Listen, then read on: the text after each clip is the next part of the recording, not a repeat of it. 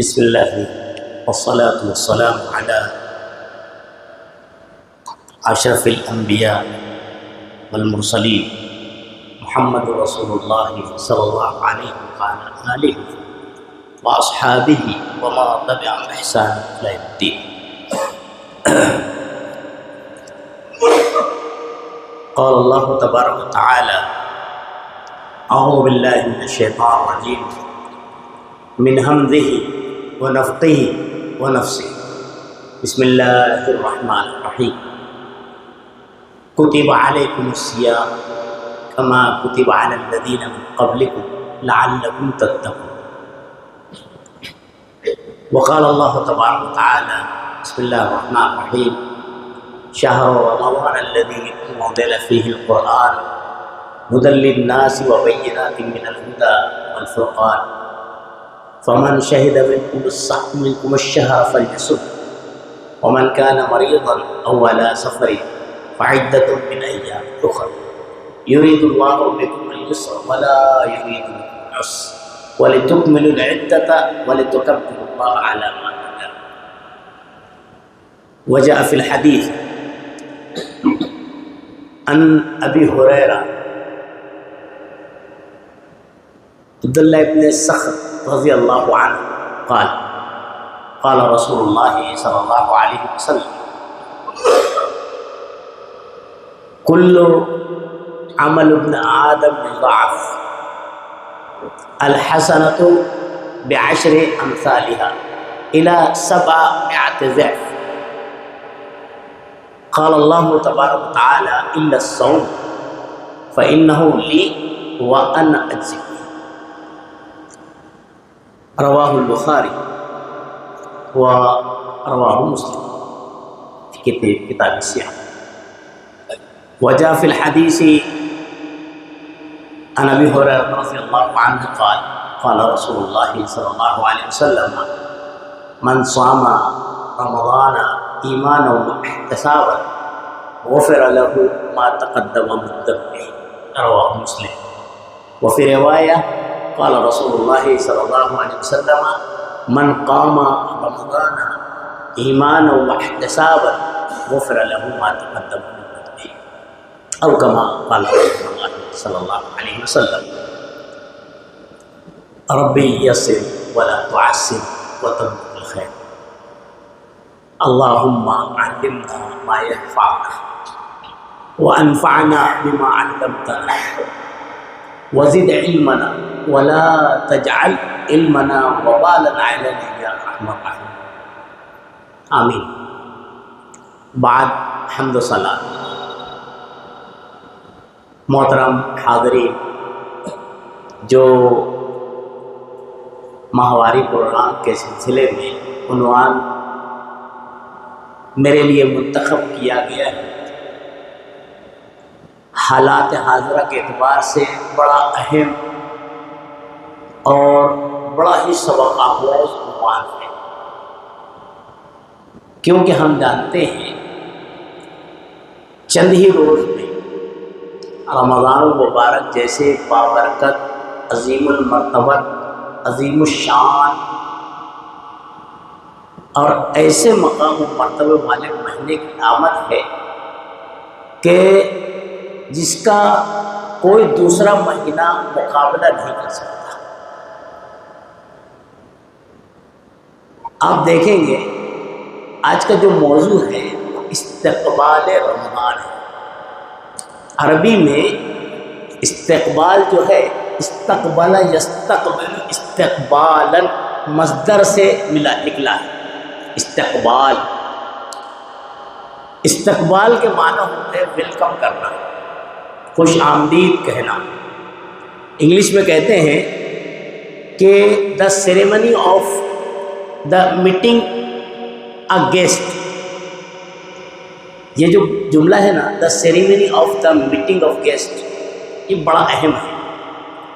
اس کا ہمارا آپ کو تجربہ ہے، مشاہدات ہیں، بارہا ہم دیکھتے ہیں، تجربات ہوتے رہتے ہیں۔ ہمارے گھر پہ مہمان آتے ہیں تو مہمان آنے کے بعد ہمارے گھر والوں کا رویہ، طریقہ کار بدل جاتا ہے۔ گھر کی صاف صفائی پہ دھیان دیا جاتا ہے، ترتیب وار سامان کو رکھا جاتا ہے، اور خاص طور سے اگر مہمان کوئی خاص ہو،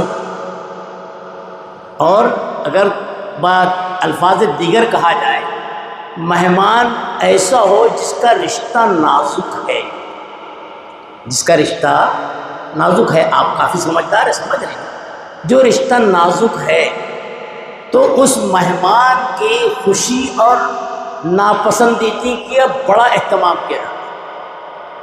اس مہمان کی یعنی چاہت اور ناچاہت، پسند اور ناپسند کا بڑا خیال کیا جاتا ہے۔ بھائی جو مہمان آ رہے ہیں یہ جو ہے ایسا نہیں پسند کرتے ہیں، کھانا یہی پسند کرتے ہیں، بیٹھنا یہی پسند کرتے ہیں، پورا اہتمام کیا جاتا ہے۔ یہ دنیاوی مثال ہے نا۔ یہ رمضان المبارک اللہ کا بھیجا ہوا ایک مہمان ہے جو صرف 29 یا 30 دن کے لیے آ رہا ہے۔ ظاہر بات ہے، مہمان اگر اللہ کا بھیجا ہوا ہے تو بندے کو اللہ کی پسند اور ناپسند کا خیال رکھنا ضروری ہے۔ اگر اللہ کی پسند اور ناپسند کا خیال کیا گیا تو اس مہمان کا استقبال ہوا۔ اور جس نے بھی، خاص طور سے اہل ایمان، جس نے بھی مسلمان مومن نے اللہ کی پسند اور ناپسند کا اس مہینے میں خیال نہیں کیا تو اس نے رمضان کا استقبال نہیں کیا۔ بات سمجھ رہے ہیں؟ اب سمجھتے ہیں کہ یہ جو آنے والا مہمان ہے رمضان المبارک کتنا مرتبہ ہے جانتے ہیں؟ اتنا مرتبہ ہے کہ دنیا میں کتنے بھی مہمان ہو، بڑے سے بڑے، اونچے سے اونچے عہدے والے، مقام والے، کتنے ہی نازک رشتے والے ہو، ایک بھی مہمان اس جیسا مہمان نہیں ہو سکتا، اتنا اہم۔ اس کو میں اپنی طرف سے نہیں کہہ رہا ہوں، ایک دو حدیث سے بتاتا ہوں۔ حضرت طلحہ بن عبید اللہ رضی اللہ عنہ بیان کرتے ہیں کہ نبی کریم صلی اللہ علیہ وسلم کی خدمت میں دو شخص آئے، دو آدمی، اور آنے کے بعد دونوں آدمیوں نے بیک وقت کلمہ پڑھا، دونوں نے شہادت دی، اشہد ان لا الہ الا اللہ و اشہد ان محمد رسول اللہ، اسلام میں داخل اور شامل ہو۔ حضرت طلحہ بن عبید اللہ رضی اللہ عنہ بیان کرتے ہیں کہ اس میں سے کچھ دن بعد، کچھ سال بعد ایک بندے کی شہادت ہو جو بڑا عبادت گزار تھا، دونوں میں بڑا عبادت گزار تھا، اس کی شہادت ہو گئی، اور اس کے 1 سال کے بعد اس بندے کی وفات ہوئی جو اس شہید کے بالمقابل زیادہ عبادت گزار نہیں تھا، اس کی عبادت بھی مختصر رہا کرتی تھی۔ 1 سال کے بعد انتقال ہوا۔ اب یہ حضرت طلحہ بن عبید اللہ عنہ کہتے ہیں میرے خواب میں آیا کہ جس کا انتقال بعد میں ہوا، شہادت پانے والے بندے سے پہلے جنت میں داخل ہوا، شہید سے پہلے جنت میں داخل ہوا۔ میں نے یہ واقعہ لوگوں کو سنایا، لوگوں کو تعجب۔ اب یہاں پہ بات تھوڑی ٹھہر کے رکھتے سمجھ لے گا۔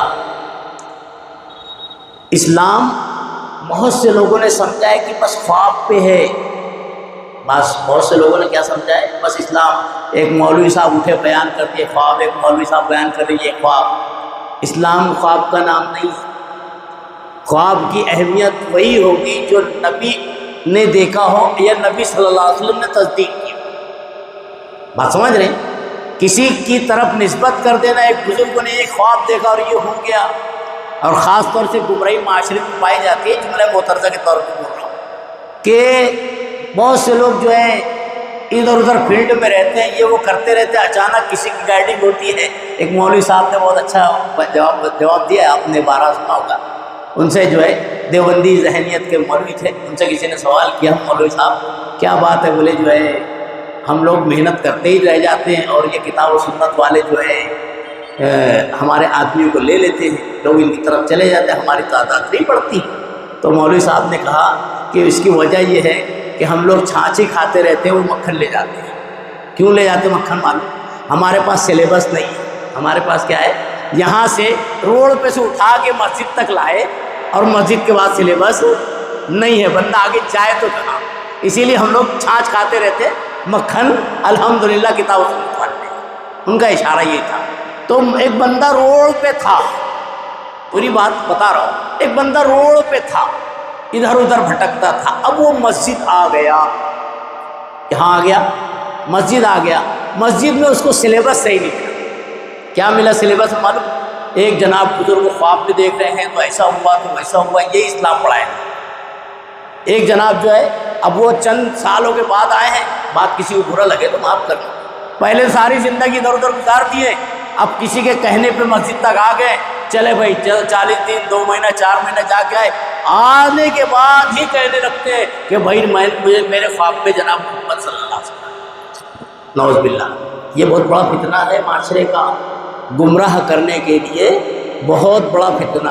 اور ظاہر بات ہے، کہتے ہیں نا، وکیل بھی جب کھڑا ہوتا ہے وہ جانتا ہے عدالت میں کھڑے ہونے سے پہلے کہ میں کیس میں کمزور ہے، میرے پاس دلائل کمزور ہے، لیکن چیختہ برابر ہے، چیختہ برابر ہے، یور آنر زور زور سیکھتا ہے، اس کو پتہ ہے کہ دلیل میں وہ کمزور ہے، لیکن چیخے گا نہیں تو کامیاب ہوگا نہیں۔ تو بہرحال دلیل کیا دی جاتی معلوم ہے؟ نبی صلی اللہ علیہ وسلم کی حدیث صحیح، نبی صلی اللہ علیہ وسلم فرما رہے ہیں، من رآنی فی المنام فقد رآنی لأن الشیطان لا یتمثل بی۔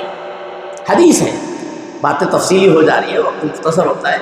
نبی صلی اللہ علیہ وسلم فرماتے ہیں، من رآنی فی المنام فقد رآنی، جس نے مجھے خواب میں دیکھا اس نے مجھے ہی خواب میں دیکھا، فإن الشیطان لا یتمثل بی، شیطان میری مماثلت اختیار نہیں کر سکتا۔ حدیث صحیح ہے، اس میں کوئی اختلاف نہیں۔ اب آپ بتائیں کہ ہم جو ہے 7 بھائی ہیں، 7 بھائی، آپ نے مجھے دیکھا ہو، میرے بڑے چھوٹے بھائی کو سلطان صاحب کو دیکھا ہو، 1 2 3 لوگ کو دیکھا ہو، 7 کو تو نہیں دیکھا۔ آپ میں سے کوئی بندہ کہہ سکتا ہے کہ مولانا آپ کے بھائیوں میں سے فلاں بھائی میرے خواب میں آیا جس کو آپ نے دیکھا ہی نہیں؟ کوئی کہہ سکتا ہے؟ بھائی جب دیکھو گے تو بتاؤ گے کہ بھائی مولانا آپ کا فلاں بھائی جس کو آپ نے دیکھا نہیں، بول ہی نہیں سکتے۔ اللہ کے نبی جناب محمد رسول اللہ صلی اللہ علیہ وسلم کا فرمان اپنی جگہ بجائے حق ہے، لیکن ہم اور آپ میں سے کوئی یہ دعویٰ کر بیٹھے کہ میں نے اللہ کے نبی صلی اللہ علیہ وسلم کو دیکھا، تو یہ دعویٰ ثبوت مانگتا ہے۔ کیوں معلوم؟ اللہ کے نبی صلی اللہ علیہ وسلم نے کہا کہ لأن الشیطان لا یتمثل بی، شیطان میری شکل اختیار نہیں کر سکتا، لیکن شیطان کسی اور کی شکل میں آ کر، بزرگوں کی شکل میں آ کر یہ ضرور کہہ سکتا ہے کہ میں اللہ کا رسول ہوں۔ یہ کہہ سکتا ہے کہ نہیں سکتا ہے؟ نبی کی شکل میں نہیں آئے گا، کسی اور شکل میں آ کے انسان کو گمراہ کر دے گا کہ میں اللہ کا رسول ہوں۔ آدمی جب پہچانے گا تو سمجھے گا نا۔ ہم کو کیا پتہ نبی صلی اللہ علیہ وسلم کی حیات صورت کیا تھی مکمل طور سے؟ بات سمجھ میں آ گئی؟ اس کو اور مختصر سے سمجھ لے تاکہ بات کلیئر ہو جائے۔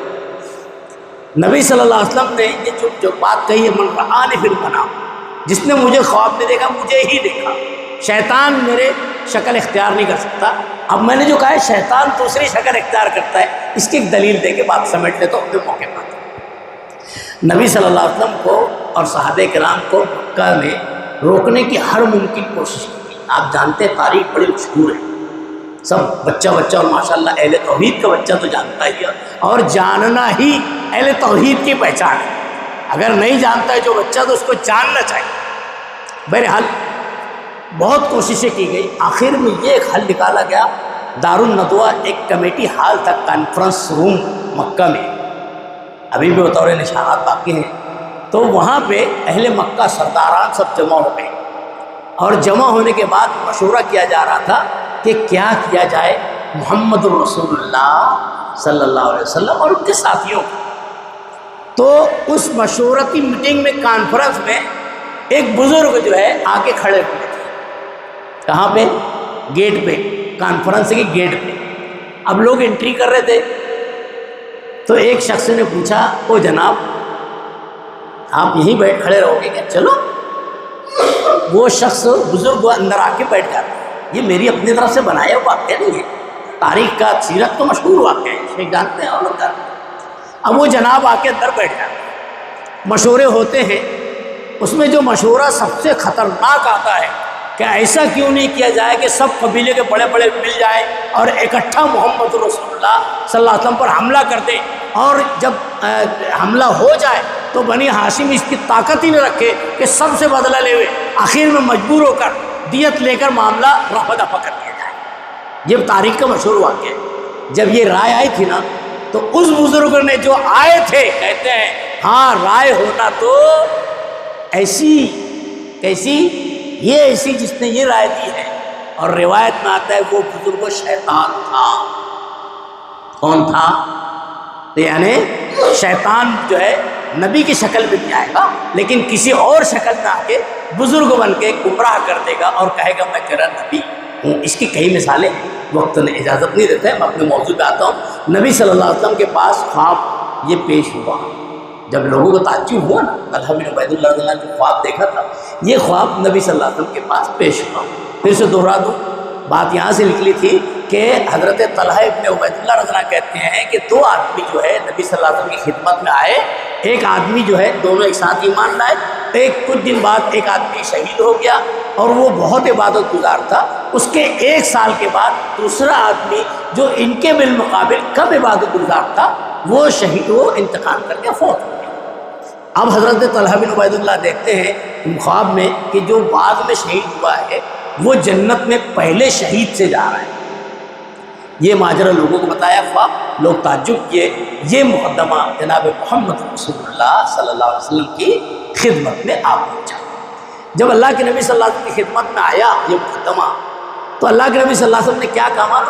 الیس قد مکث سنہ، کیا ایسا نہیں ہے کہ جو بعد میں جس کے انتقال ہوا ہے وہ 1 سال ٹھہرا؟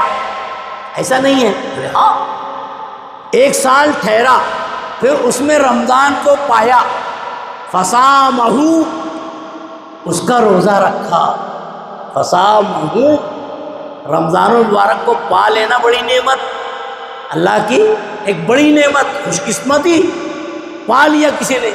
اب اس نے پایا تو جو ہے روزہ رکھنا یہ اہمیت ہے، فصامہ، اس کا حق ادا کیا پانے کے بعد۔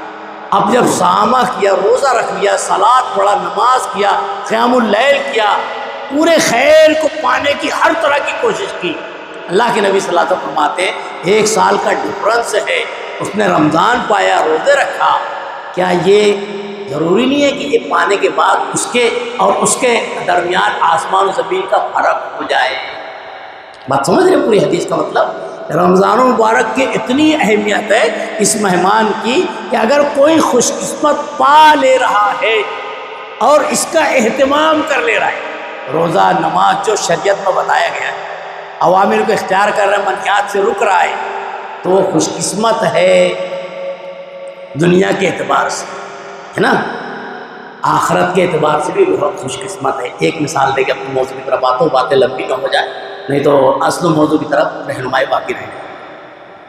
آخرت کے اعتبار سے پڑھ رہے ہیں، اس کو آپ اس طرح سے جناب محمد رسول اللہ صلی اللہ علیہ وسلم فرماتے ہیں یتبع المیت ثلاث، میت جو ہوتی ہے نا جنازہ، اس کے پیچھے 3 چیزیں چلتی ہیں، اس کے پیچھے 3 چیزیں چلتی ہیں، یتبع اہلہ و مالہ و عملہ، کہ میت کے پیچھے چلنے والی 3 چیزوں میں سے اہل و عیال، خاندان، اس کے رشتہ دار، ہے نا، اہل و مال، مال زیادہ، بہت زیادہ یا تھوڑا جو بھی ہے اس کا مال چلتا ہے۔ یرجع اثنان ویبقى واحد، 2 چیزیں پلٹ آتی ہیں، ایک باقی رہتا ہے۔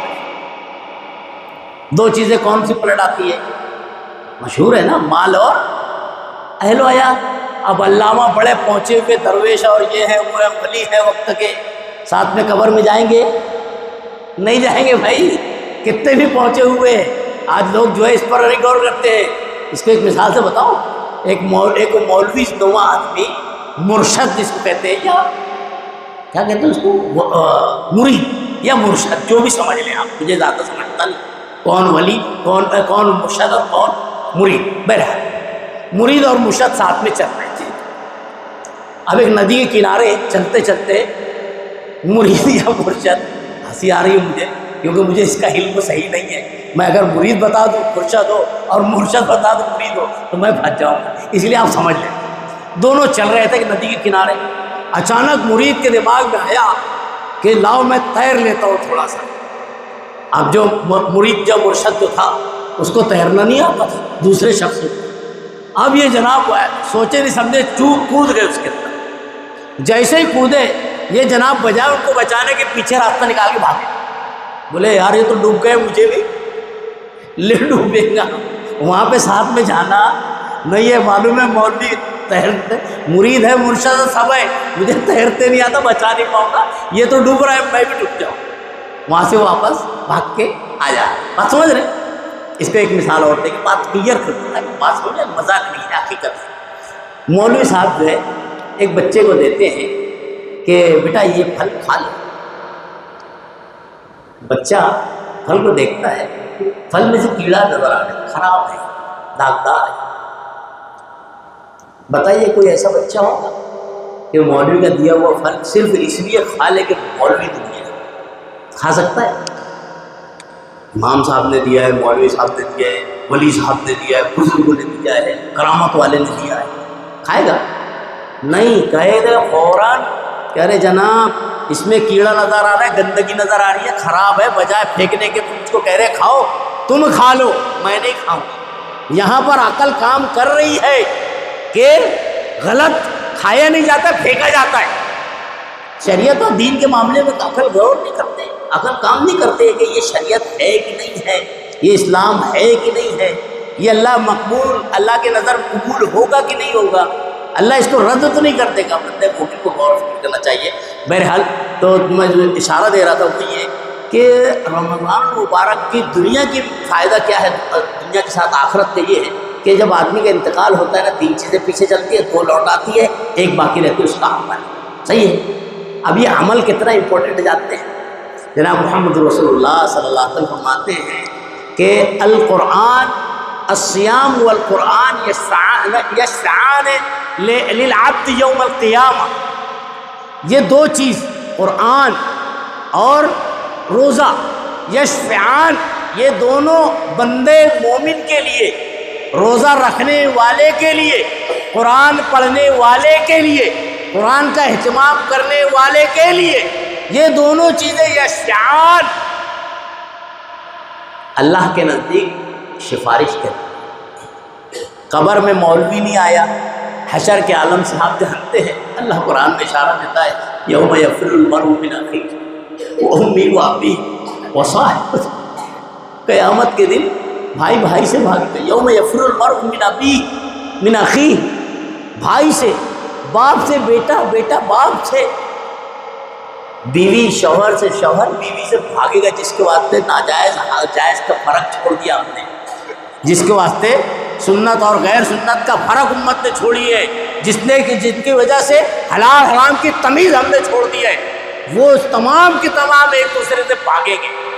کیوں معلوم؟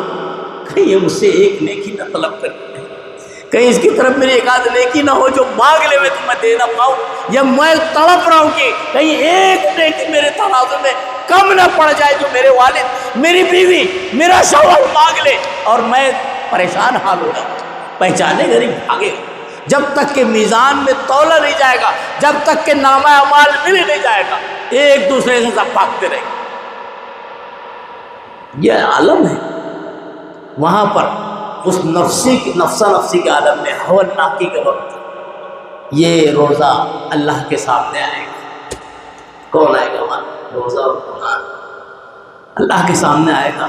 اے ربی, کہے گا روزہ, اے پروردگار, منعتہ من الطعام والشراب, اللہ اس کو میں نے کھانے اور پینے سے روک رکھا تھا, میرے نام سے صرف روزے سے رکا ہوا تھا. قرآن کہے گا اللہ اس کو میں نے رات میں سونے سے روک رکھا تھا, یہ سوتا نہیں تھا, نیند آتی تھی, اللہ تیرا قیام کرتا تھے, تیری یاد میں رات رات کھڑا رہتا تھا, پیر سوج رہے تھے, پیر درد کر رہے تھے, نیند آ رہی تھی, اللہ تیرے لیے قربانی دے رہا تھا.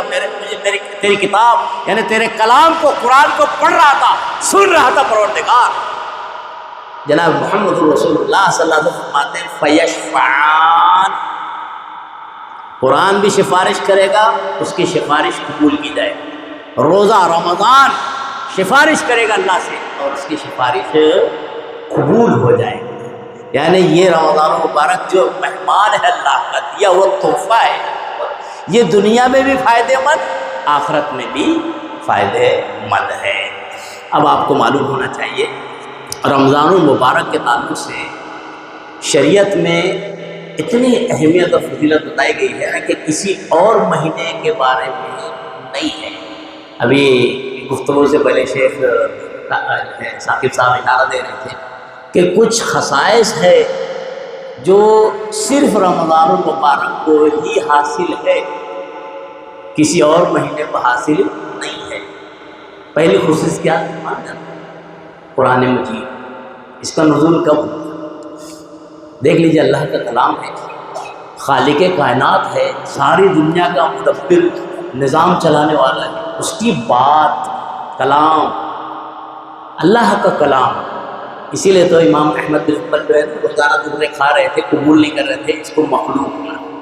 کیوں جانتے ہیں کہ مخلوق میں عیب ہوتا ہے، مخلوق کتنی بھی اونچی سے اونچی ہو، بڑی سے بڑی ہو، اس میں عیب ہوگا ہی، لیکن جو اللہ رب العالمین اور اس کا کلام ہے وہ خالق ہے، خالق میں عیب نہیں ہوتا ہے۔ اور اللہ خالق، اللہ کا کلام بھی، بات سمجھ رہے ہیں، یہ عیب سے پاک ہے۔ تو اللہ کا کلام کہاں نازل ہوا؟ جتنی دنیا ہے سب سے عظیم جگہ، جانتے ہیں؟ دیکھیے اللہ کی شان دیکھیے، لوگ پریشان ہیں، یہ ہیں ہم یہاں کے پاورفل ہیں۔ آج سائنس اور ٹیکنالوجی کا ڈیولپمنٹ ہے، آپ جانتے ہوں گے۔ اس دنیا کو ایسے رکھیے اور گھمائیے، جو اس کا مرکز آئے گا نا، مرکز، سینٹر، وہ جگہ ہے جہاں پر اللہ نے اپنے کلام کا نزول کیا۔ بات سمجھ رہے ہیں؟ دنیا کا سینٹر مکہ المکرمہ، دنیا کا سینٹر۔ دیکھیے اللہ کی نظام، قدرت، جب تو کوئی ٹیکنالوجی نہیں تھی نا، لیکن اللہ نے چنا اسلام کو لانے کے لیے، اپنے کلام کو پہنچانے کے لیے وہ جگہ جو دنیا کا سینٹر چنا۔ کس کو؟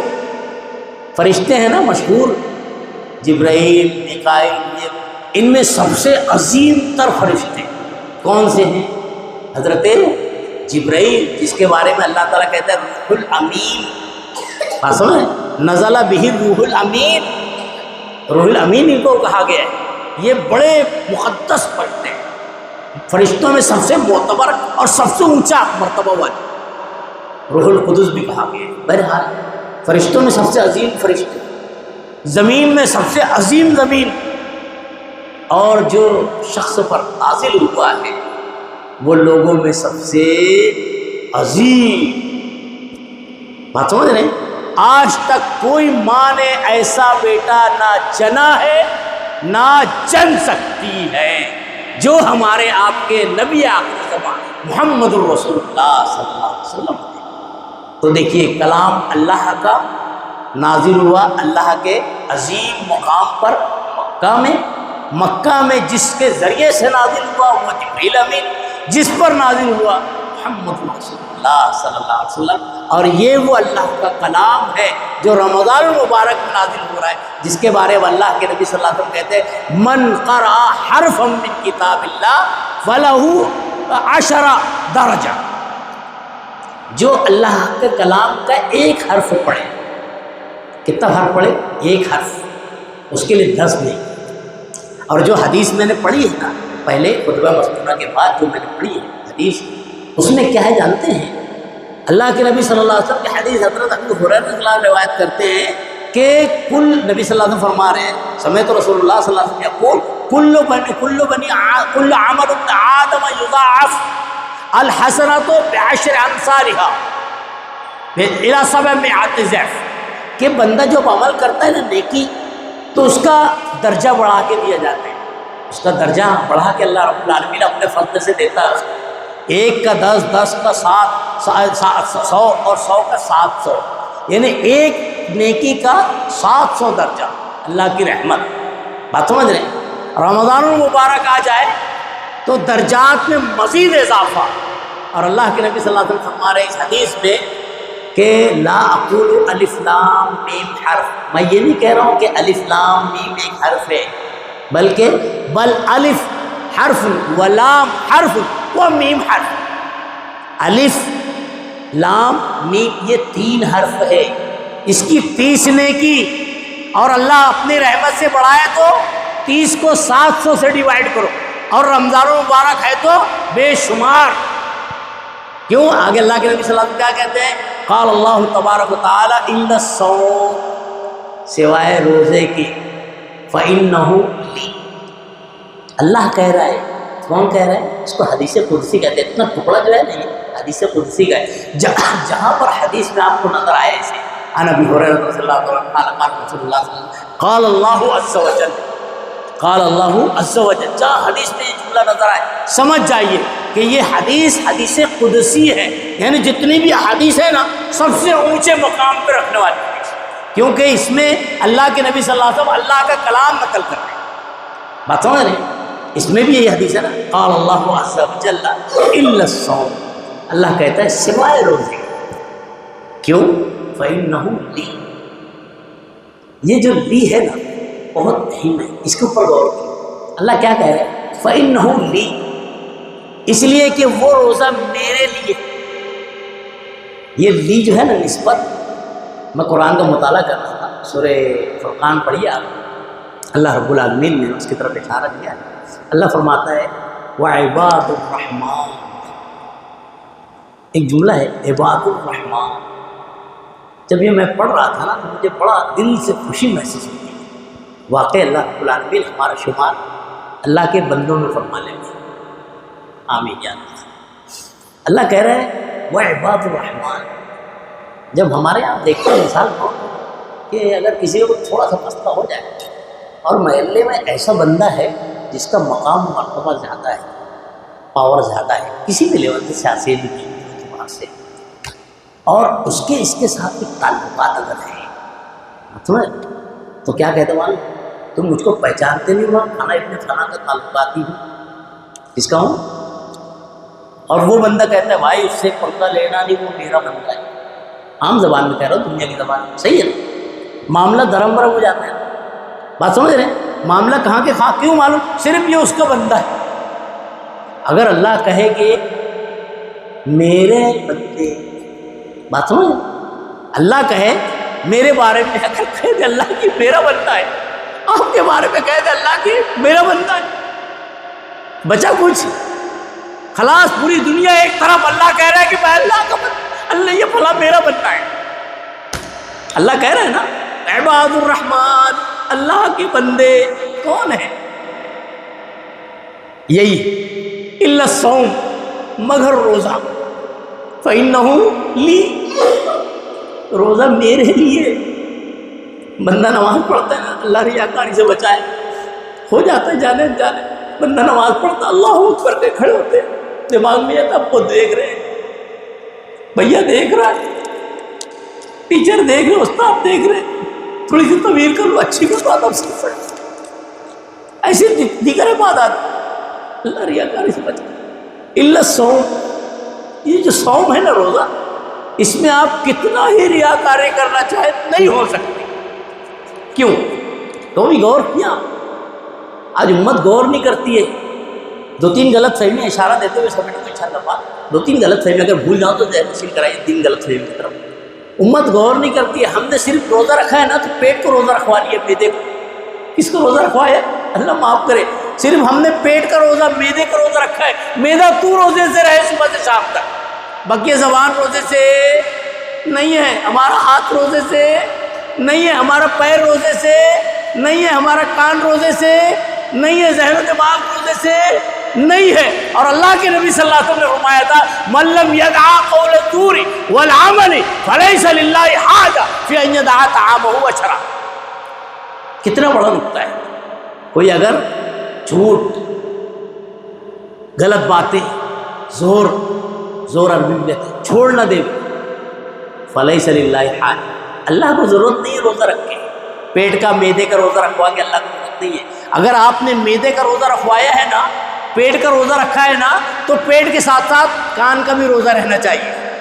فلمی گانے برائیاں نہ سنیں۔ کہ اللہ کے نبی صلی اللہ علیہ وسلم نے کیا کہا ہے، اگر کوئی کہے نا برا بھلا فَإِنْ صَابَهُ عَادٌ او شتمہ، کوئی اگر تمہیں گالی دے دے نا یا برا بھلا کہے تو اس سے کہو کیا مانو، انی صائم، بس بھیا میں روزے سے، بھیا میں روزے سے، ریٹرن نہیں۔ اگر آپ نے ریٹرن کر دیا تو پھر آپ روزے سے نہیں ہے، کیونکہ آپ کا زبان کا روزہ نہیں ہوا نا۔ انی صائم بولنے میں بس فائدہ ہے، بھائی میں روزے سے ہوں، میں کوئی جواب نہیں دے سکتا، بھائی میں روزے سے ہوں، میں غلط قدم اٹھا نہیں سکتا، بھائی میں روزے سے ہوں، میں غلط ہاتھ اٹھا نہیں سکتا، بھائی میں روزے سے ہوں، میں غلط سوچ نہیں سکتا، بھائی میں روزے سے ہوں، میں غلط سن نہیں سکتا۔ صرف پیٹ کا روزہ رکھ کے فائدہ نہیں۔ بہت بڑی غلط فہمی ہے امت میں، ایک دوسری غلط فہمی کی طرف اشارہ، پھر بات سمجھتا ہوں۔ ایک غلط فہمی اور ہے، ہماری خاتون، ہماری مائیں ہیں، بہنیں ہیں، بیوی ہے، جس کی بھی ہے، بیٹیاں ہیں، پورے سال بھر تو ایسے ہی گھر میں لگی رہتی ہیں۔ رمضان المبارک کا مبارک مہینہ آتا ہے، ہم جو ہے اپنی طاقت اور قوت کا سہارا لے کر بلبوتے ماں کو، بہن کو، بیٹی کو لگا دیتے ہیں، دن بھر تم لگے رہو، خاص طور سے دوپہر کے بعد بس ماں، گھر میں اگر ذمہ دار ماں ہے، بہن ہے، بیٹی ہے، بیوی ہے، لگی ہے بیچاری، ایک سے ایک ڈش بنائے گی، ایک سے ایک۔ مولوی صاحب، عام آدمی جو ہے عام دنوں میں ایک ڈش کھاتا ہے، رمضان آنے کے بعد سوچتا ہے 10 ڈش کھاؤں، یعنی ایک تو روزہ رکھا ہے پیٹ کا، دیگر روزہ نہیں ہے، پیٹ خالی کر کے بھی مسئلہ کیا ہوا ہے اور پیٹ بھرنے کے لیے بھی مسئلہ کرنا ہے۔ بات سمجھ رہے ہیں؟ پیٹ خالی رکھنے کے لیے بھی مسئلہ، پیٹ بھرنے کے لیے بھی مسئلہ۔ بھائی وہ بھی ہمارے سے ایسے ایک بندے اللہ کے بندی ہے، اسے بھی اللہ کے پاس درجہ پانا ہے، کیونکہ اللہ قرآن میں کہتا ہے من عامل صالحا من ذکر او انثی، جو بھی نیک عمل کرے، مرد ہو یا خاتون، اجر تو دونوں ملنا ہے نا، جنت تو دونوں پہنچنے ہیں نا۔ تو پھر ہم روزہ ہم رکھیں، رواب ہم دکھائیں اور ہماری مائیں بہنیں پریشان حال، یہ غلط فہمی ہے، دور ہونی چاہیے۔ تیسری غلط فہمی کی طرف اشارہ دیتے ہوئے اپنے موضوع لاتا ہوں، اور میں سمجھتا ہوں اجازت وقت نہیں دے رہے، پھر بھی اشارتاً بتا دوں چند باتیں۔ تو ایک غلط فہمی ہے، معاشرے میں خاص طور سے پائی جاتی ہے، الحمدللہ اہل توحید اس سے مستثنیٰ ہی ہے، عموماً خصوصاً کوئی ہو تو اسے راہ ہدایت پکڑنا چاہیے۔ وہ یہ ہے کہ ایک حدیث سے آدمی، مسلمانوں میں یہ گمراہی پیدا ہوئی ہے، گمراہ ہو جاتا ہے۔ نبی صلی اللہ علیہ وسلم فرماتے ہیں من لم یجمع بین الصیام فلا صیام لہ، اگر کوئی صیام کے درمیان جمع نہ کرے، یعنی ایک روزے کے بعد دوسرے روزے کی نیت نہ کرے، تو اس کا روزہ نہیں ہوتا ہے۔ ایک روایت میں رات ہی میں، یعنی آپ افطاری کیے، رات دوسری آ گئی ہے، اب آپ کو جو ہے نیت کر لینی ہے، یا صبح سحری کے پہلے آپ کو سحری کے ٹائم نیت کرنا چاہیے، پھر آپ روزہ ہے۔ لیکن اس میں غلط فہمی امت کو ہو گئی، کیا معلوم، لوگ نیت کرتے ہیں نویت ان اصوم غدا للہ تبارک تعالی من شہر رمضان، بڑا تعجب ہوتا ہے، بھائی آپ کوئی ایسا مسلمان ہے جو اللہ کے علاوہ کسی اور کے لیے بھی روزہ رکھے؟ رمضان کے علاوہ کسی کو توفیق ہوتی ہے؟ الا ماشاء اللہ، الا من رحم علیہ رب، بس چند ہی لوگ ایام بیس وغیرہ کے روزے رکھتے ہوں گے، ورنہ سال گزر جاتا ہے کوئی روزہ رکھتا کیا ہے؟ پھر نویت اور اصوما، روزہ رکھنے والوں کل للہ، اللہ کے لیے۔ نماز کا بھی یہی معاملہ ہے، بھائی نیت کرتا ہوں 4 رکعت، ارے بھائی ظہر پڑھے گا تو 4 ہی کی نیت کرنا ہے، 5 کی کرے گا تو ہوگی نہیں، 3 کی نیت کر کے ظہر پڑھنے کھڑا ہوگا تو نہیں ہوگی، نیت ہے ہی پہلے سے 4 کی، ضرورت نہیں ہے، اور نیت منہ سے تو ہے ہی نہیں، یہ یہاں ہے، کہاں ہے جگہ اس کی؟ یہاں۔ اس کو ایک مثال کے دیتا ہوں، مثال کے ذریعے سمجھاتا ہوں۔ ایک پہلوان ہے، جیسے حسیب بھائی جیسے یا مجید بھائی جیسے یا جو بھی آپ لوگ پہلوان جیسا آدمی ہو، وہ ایک پہلوان ہے، اس کے بارے میں نیت کروں، کیا معلوم یار میں نا موقع ملے گا تو اس کو ماروں گا، کیا کروں گا؟ آپ میں جو پہلوان اس کی مثال میں نام نہیں لینا چاہتا، بس صرف ایک مثال دینا چاہتا ہوں تو ایک پہلوان ہمارے مجلس میں بیٹھا، اس کے بارے میں نیت کرو، موقع ملے گا تو میں اس کو چھوڑوں گا نہیں. صحیح ہے. اب ابھی میں نے نیت تو کی ہے، کہاں پہ ہے معاملہ؟ دل میں ہے نا. اگر دل میں ہے، دیکھیے اللہ کی رحمت، برائی کی نیت ہے دل میں ہے نا، زبان پر ہے تو اللہ اپنی رحمت سے اس کا گناہ نہیں لکھتا ہے. بات سمجھ رہے؟ عملی طور پہ آئے تو گناہ نہیں آئے عملی طور پہ. جب عملاً لے کے آ جائے، زبان پر لے کے آئے تو گناہ. بات سمجھ رہے؟ نقطہ سمجھ رہے؟ اب ایک بات، اب میں یہ مثال پہ آتا ہوں. بھائی میں نے نیت کیا مارو. اب میں نے اپنی نیت اپنے ساتھی ثاقب صاحب کو بتا دی. کس کو بتا دی؟ ثاقب صاحب بھی میرے ساتھ خیر خواہ نہیں ہے. میں نے بتا دی ساتھی کو، ثاقب صاحب میں نے نیت کی ہے فلاں کو مارو. میرے مارنے سے پہلے ثاقب صاحب جا کے بتا دیے پہلوان، ارے مولانا نے تم کو مارنے کی نیت کی. مولانا تو بعد میں مارے، پہلوان آ کے پہلے کوٹ دے. بات سمجھ رہے ہیں؟ انما الاعمال بالنیات. اعمال کا دار مدار نیت پر ہوتا ہے، اور نیت دل میں ہوتی ہے، اوپر زبان پہ نہیں. پورے مہینے بھر غلطی کر رہے ہیں، پھر غلطی کی طرف بھی نقطہ بتاتا ہوں، پوائنٹ بتاتا ہوں. جملہ کیا ہے معلوم؟ نویت ان اصوم غدا، نویت ان اصوم غدا. پوائنٹ پہ غور کرو. انگلش جانتے ہیں آپ لوگ؟ انگلش میں کہتے ہیں یسٹرڈے، ٹوڈے، ٹمارو. نہیں، میں تو انگلش زیادہ نہیں جانتا ہوں. یسٹرڈے، ٹوڈے اور ٹمارو، ایسے ہی ہے نا. گزرا کل، آج اور آنے والا کل. عربی میں کہتے ہیں امس، الیوم، غد. بات سمجھ رہے ہیں؟ Yesterday, today, tomorrow. عربی میں کہتے ہیں امس، الیوم، غد. پوائنٹ سمجھے؟ انگلش کا دن کب بدلتا ہے؟ 12 بجے رات. ابھی 2-3 گھنٹے، 2 گھنٹے ہے نا، 2-250 گھنٹے انگلش کا دن بدلتا ہے. اردو کا دن کب بدلتا ہے؟ عربی کا مغرب میں. اس کا مطلب طے ہے نا، مغرب میں دن بدل گیا. ابھی ہم کون سے دن پہ بیٹھے ہیں؟ انگلش کے حساب سے دیکھیں گے تو سیٹرڈے ہے. انگلش کے حساب سے سیٹرڈے ہے، لیکن عربی کے حساب سے ہم کہاں پہ آ گئے؟ کس میں آ گئے بھائی؟ اتوار میں آ گئے نا، ہے نا. اب دیکھو، مغرب سے ہم اتوار میں آ گئے ہیں. ٹھیک ہے. اب ایک مولوی صاحب نے سکھا دیا ایک مسلمان کو، نادان کو، جو غلط فہمی میں زندگی گزار رہے ہیں. کیا سکھا دیا ہے؟ بھائی نیت کرنا زبان سے شریعت کے خلاف، نیت کرنا ایسے الفاظ میں جو سنت سے ثابت نہیں، کسی بھی صحیح روایت ثابت نہیں، اور وہ خلاف عقل بھی ہے. کیا نیت کر رہا ہے؟ میں نیت کرتا ہوں نویت ان اصوم غدا، یعنی سنڈے کے دن صبح کے وقت 4 بجے نیت کر رہا ہے کہ میں نیت کرتا ہوں منڈے کے روزہ رکھنے کی. بات سمجھ رہے؟ یہ میں اپنی طرف سے نہیں کہہ رہا ہوں، حدیث سے بتاتا ہوں آپ کو. اللہ کے نبی صلی اللہ علیہ وسلم کا ایک واقعہ بڑا مشہور ہے. اشارہ دیتے ہوئے بات سمیٹ لے دو، اگر زیادہ بات ہو جائے تو بس اشارہ کر کے ختم ہو جائے انشاءاللہ. سمیٹ کرو، اگر خاص طور سے کوئی بور ہونے لگے تو انشاءاللہ، اور چاہے تو انشاءاللہ کوئی بور نہیں. نبی کریم صلی اللہ علیہ وسلم کا ایک بڑا تاریخ کا مشہور واقعہ ہے، جاننا چاہیے. آپ جانتے ہوتے ہیں، اشارہ پر بتاتا ہوں. نبی صلی اللہ علیہ وسلم کو میں نے ابتدا کہا نا، روکنے کے لیے ہر ممکن کوشش کی انہوں نے. دعوے دل میں سب میں جو طاقت تھی، کہتے ہیں نا انگلش میں نام ہے کیا پتہ نہیں ہے، ہر راستہ اختیار کر لیا تھا، ہے نا. کسی میں کامیاب نہیں ہو پائے تھے. اہل مکہ نے ایک قدم اٹھایا تھا، جانتے ہیں کیا؟ یہ تو اٹھایا ہی تھا مارنے کی، یہ ترکیب بنانا. ایک اور قدم اٹھایا تھا.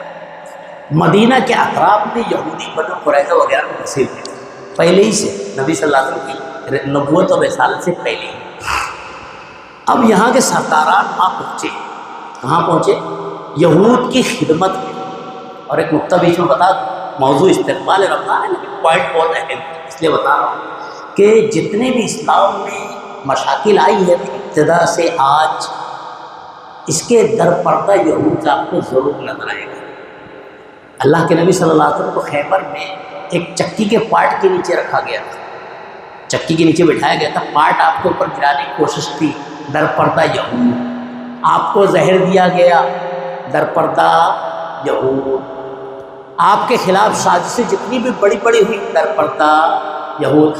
آج بھی مسلمانوں کے خلاف پوری دنیا میں اگر کوئی سازش کر رہا ہے، در پردہ. بات سمجھ رہے ہیں؟ یہ ہے، حقائق ہے.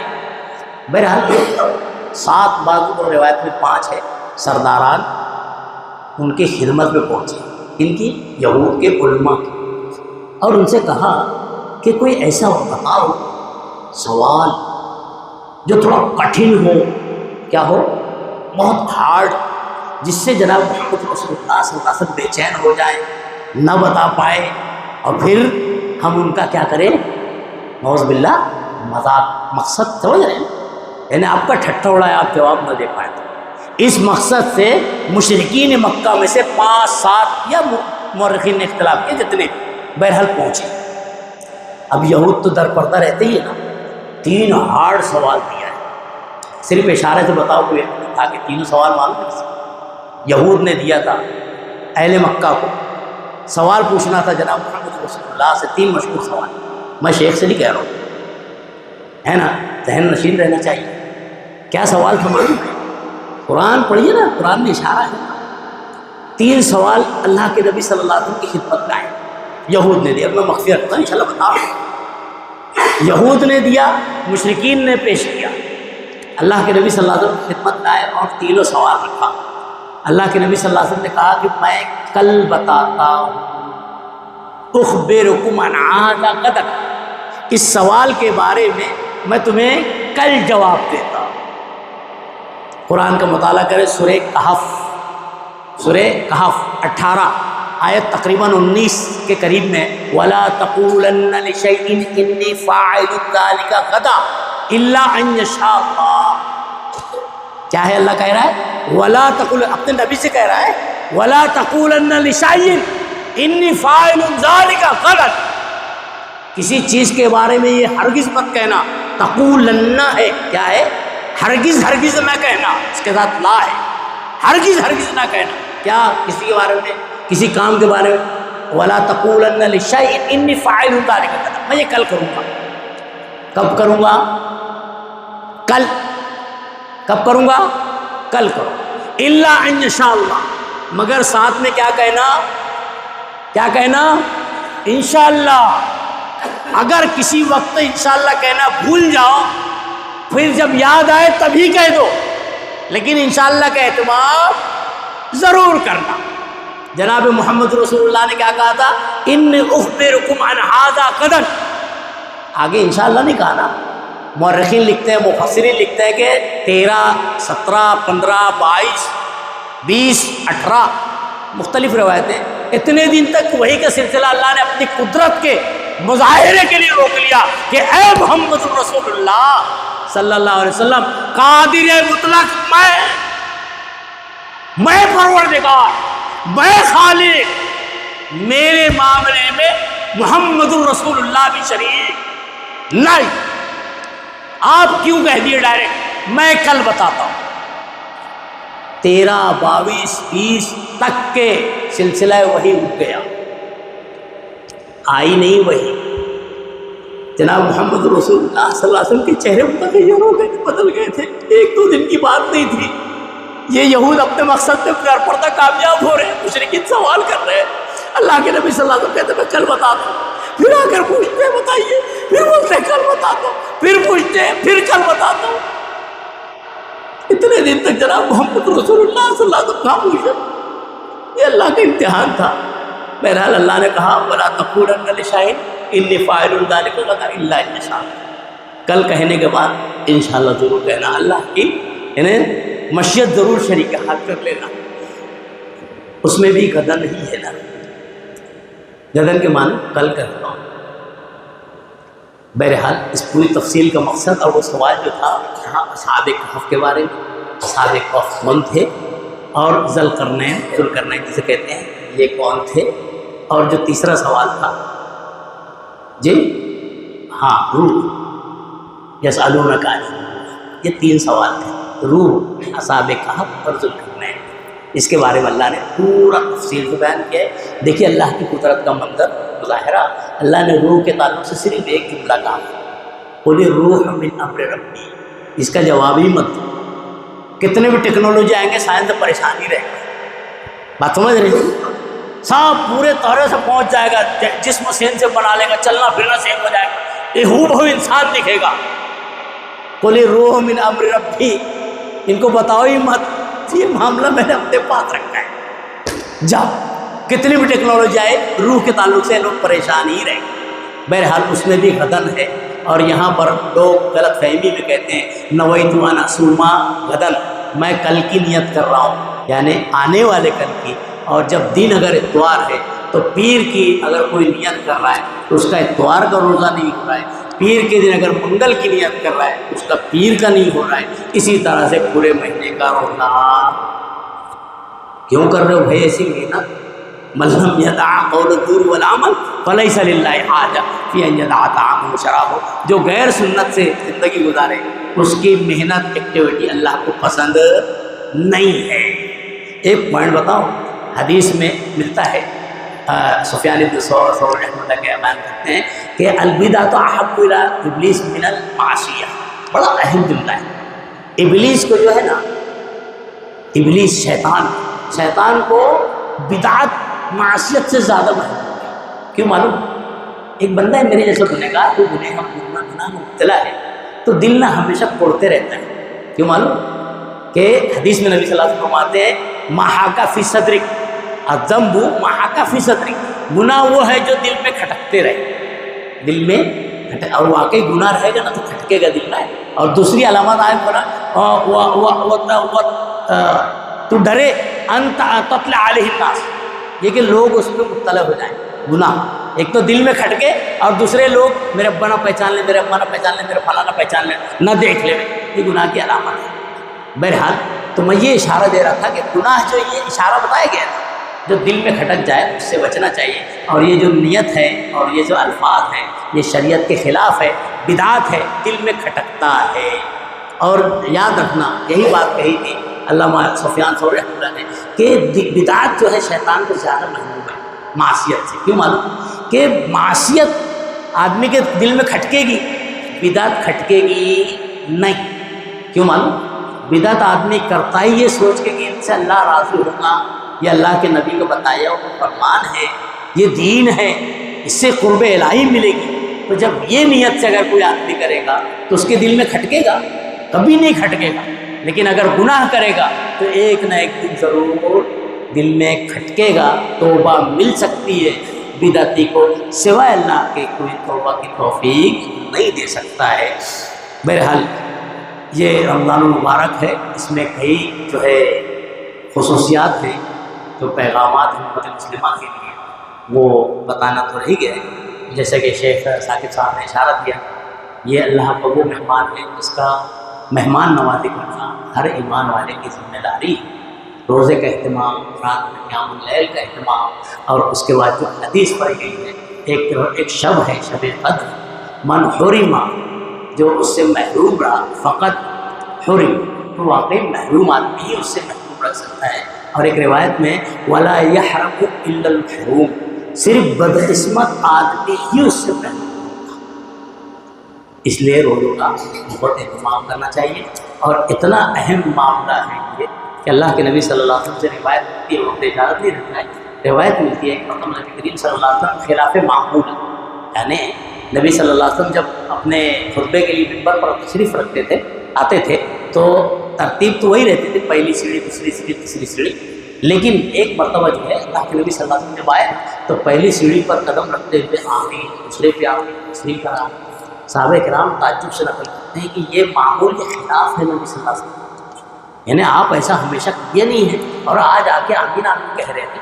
بہرحال بعد میں صحابہ کرام نے پوچھا اللہ کے نبی صلی اللہ علیہ وسلم آپ نے ایک نئی چیز آج بات بتائی ہے، آپ نے یہ عمل بتایا ہے، کچھ نئی بات ہے کیا؟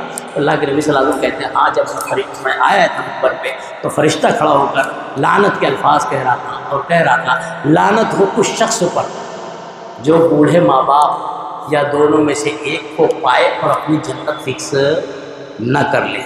تو میں نے کہا آمین۔ بات سمجھ رہے ہیں؟ اگر ہے نا کسی قسمت ہے نا، والد والدہ یا دونوں اگر ہے، بڑے خوش قسمت ہے، جنت کا ایک ٹکٹ ہے، اس کو اپنے آپ سے ضائع مت لیں۔ دونوں ہے تو دو ٹکٹ، ایک ہے تو ایک ہی خوش قسمت۔ بہرحال اہتمام جب تک کہ ہے خیال رکھنا چاہیے۔ تو ایک یہ ہے کہ پا کر ان کی خدمت نہ کرے تو لعنت ہو اس کا۔ دوسرے یہ کہ جس کے سامنے میرا ذکر ہو، ذکر کے تعلق سے علماء نے تھوڑا سا اختلاف کی اشارہ دے دوں، جب جہاں پر محمد الرسول اللہ صلی اللہ علیہ وسلم کا نام آئے یا احمد صلی اللہ علیہ وسلم کا نام آئے تو محققین کہتے ہیں کہ تب تو صلی اللہ علیہ وسلم کہنا ضروری ہے، اور رسول اور نبی کا صرف تذکرہ ہو تو بعض میں علماء نے کہا ہے یہ بھی نبی اور رسول میں صلی اللہ علیہ وسلم کہنا چاہیے، لیکن نام اگر آ جائے تو حدیث میں اشارہ ہے صلی اللہ علیہ وسلم ضرور کہنا چاہیے، اور اگر کوئی نہیں کہتا ہے تو لعنت اس پر جس نے میرا نام سن کر میرے پر درود نہ بھیجا۔ تیسری بات آپ نے کہی لعنت اس پر جس نے رمضان المبارک ایسا عظیم بابرکت مہینہ پاک اپنی بخشش اور مغفرت نہیں کرا دی، بدبخت ہے، لعنت اس کے اوپر۔ اللہ رب العالمین سے دعا کرتے ہیں پروردگار عالم ہمیں ہر لعنتی کام سے محفوظ رکھے، اور رمضان المبارک کا عظیم مہینہ، برکت والا مہینہ، اس کے فیوز کا اہتمام کرنے والا ہے، فیوز کا اختیار کرنے والا، اس کی برکات کو سمیٹنے والا بنا دے۔ اللہ رب العالمین ہم گنہگار ہیں، اس کا اقرار کرتے ہیں، اللہ اپنی رحمت ہمارے گناہوں کو جو ہے درگزر فرما دے، اور ہماری ٹوٹی پھوٹی عبادتوں کو اللہ درجہ جو ہے قبولیت سے نواز دے۔ آمین۔ والسلام علیکم ورحمۃ اللہ وبرکاتہ۔ اگر کسی کو اس موضوع سے متعلق کوئی سوال ہو تو پوچھ سکتا ہے، انشاءاللہ اس کی رہنمائی، اور اگر کوئی سوال اشکال نہ ہو تو دعائے ختم مجلس ضرور پڑھ کر اٹھیں۔ سبحانک اللہم و بحمدک، اشہد ان لا الہ الا انت، استغفرک۔ السلام علیکم۔